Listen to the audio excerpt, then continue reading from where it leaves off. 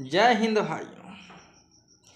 आज हम आपके सामने एक बहुत ही विचारणीय प्रसंग उपस्थित कर रहे हैं। हर मनुष्य के मन में धर्म अधर्म के प्रति विचार चलते रहता है। धर्म क्या है, अधर्म क्या है। कुछ लोग अपने को सोचते हैं हम हिंदू धर्म में जन्म लिए हैं तो हम हिंदू हैं। कुछ लोग मुस्लिम हैं तो मुस्लिम धर्म का पालन कर रहे हैं। कोई ईसाई हैं तो ईसाई धर्म का, बौद्ध हैं तो बौद्ध धर्म का। जबकि धर्म सभी व्यक्तियों के लिए एक ही है। हम सभी अंततः तो मानव ही हैं, चाहे हिंदू हो या मुस्लिम हो या ईसाई हो। हम लोग हैं मानव ही। हम लोग वास्तविक मानव धर्म को भूल करके और अलग अलग संप्रदाय और पंथ में बंट गए हैं, जिससे सामाजिक विद्वेष फैलता है और सामाजिक द्वेष की भावना का विकास होता है।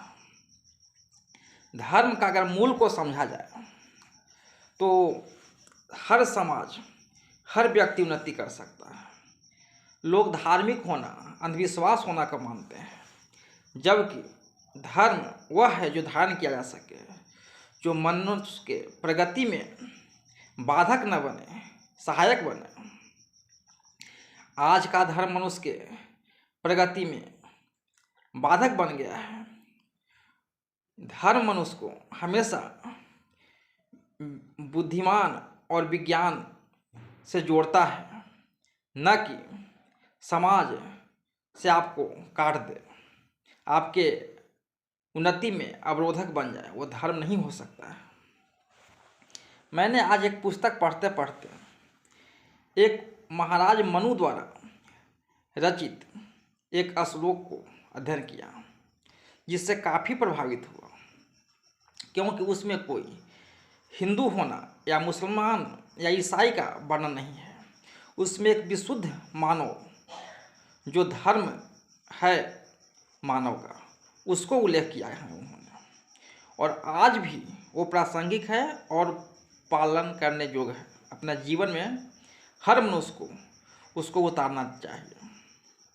केवल बाह्य आडंबर से मनुष्य धार्मिक नहीं हो सकता है। धर्म इस लोक और परलोक में भी मनुष्य का सहायक होते हैं। और ऐसा नहीं है कि धर्म पालन करने वाला व्यक्ति उन्नति नहीं करेगा।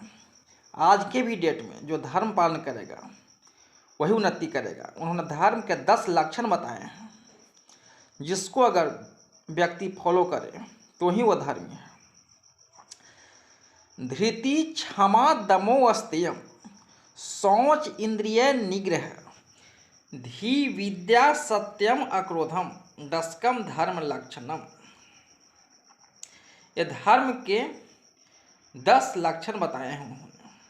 सबसे पहला है धृति, यानी धैर्य। जो व्यक्ति धर्म का अनुसरण करता है, आचरण करता है, उसमें धैर्य होनी चाहिए, धैर्यवान होनी चाहिए। क्योंकि कोई भी अच्छा काम आप करने के लिए चालू करेंगे तो आपको उसमें बाधाएं आएगी, विघ्न आएंगे, कठिनाइयाँ आएगी। हो सकता है कि कभी कभी लगे कि अधर्मी लोग ही बढ़ रहे हैं, हम क्यों धर्म पर हैं।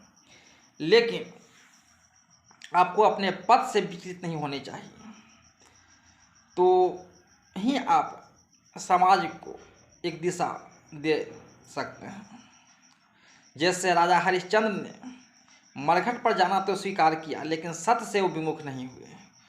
उतने वो धैर्यवान थे। अतः हमें सबसे पहला मूल मंत्र धैर्यवान होनी चाहिए।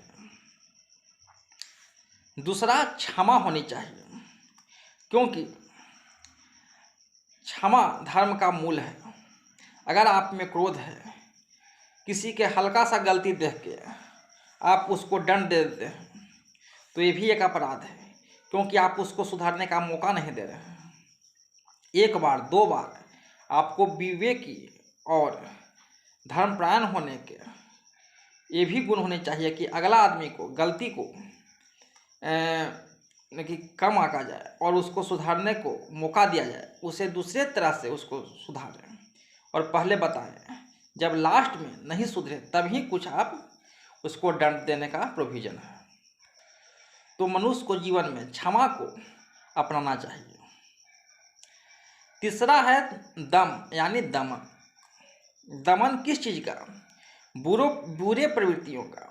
मनुष्य के मन में कई तरह के कुत्सित विचार पनपते रहते हैं, जिनको अगर दमन न किया जाए तो हमारे ऊपर कई तरह के लांछन और कलंक लग सकते हैं और समाज में हमारा जीना दुर्लभ हो सकता है।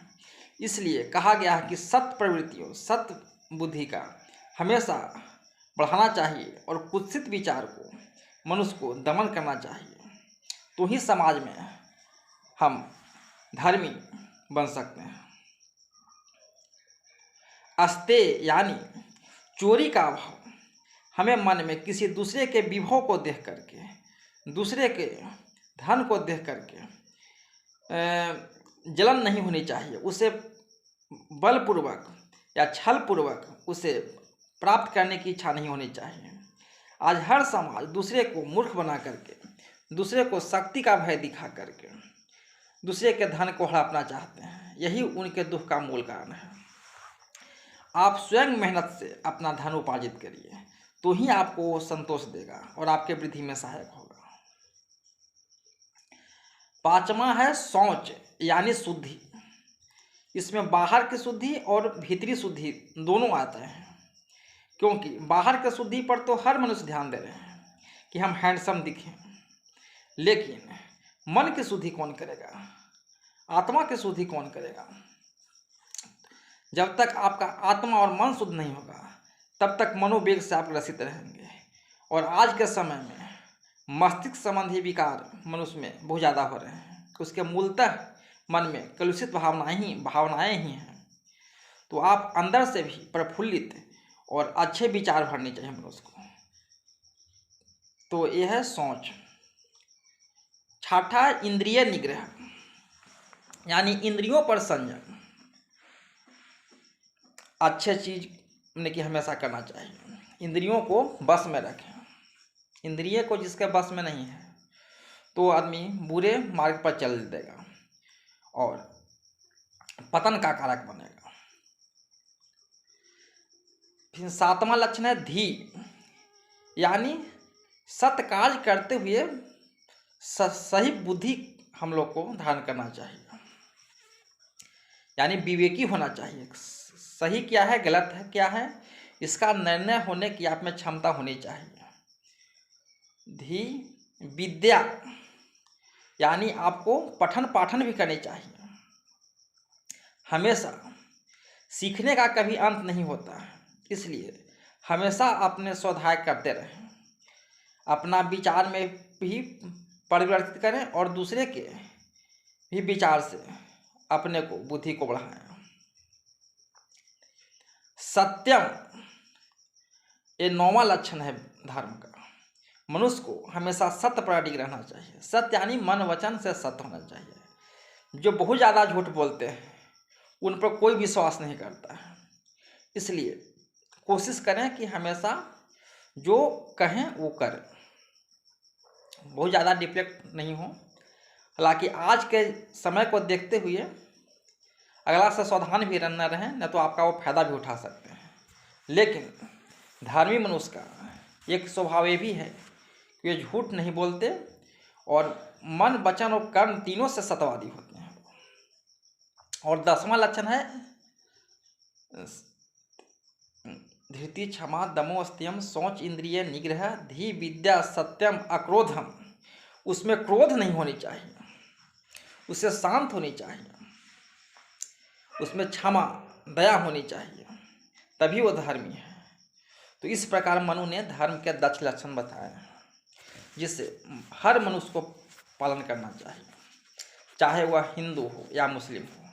तो इससे आपस में धार्मिक कट्टरता नहीं फैलेगी और मानव समाज का वास्तविक उत्थान होगा।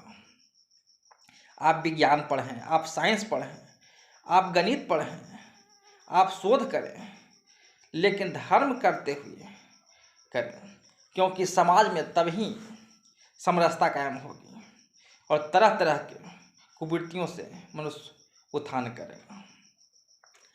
आपको इसमें कुछ जोड़ना हो या कुछ बातें और ऐड करनी हो तो कमेंट में अवश्य बताइएगा।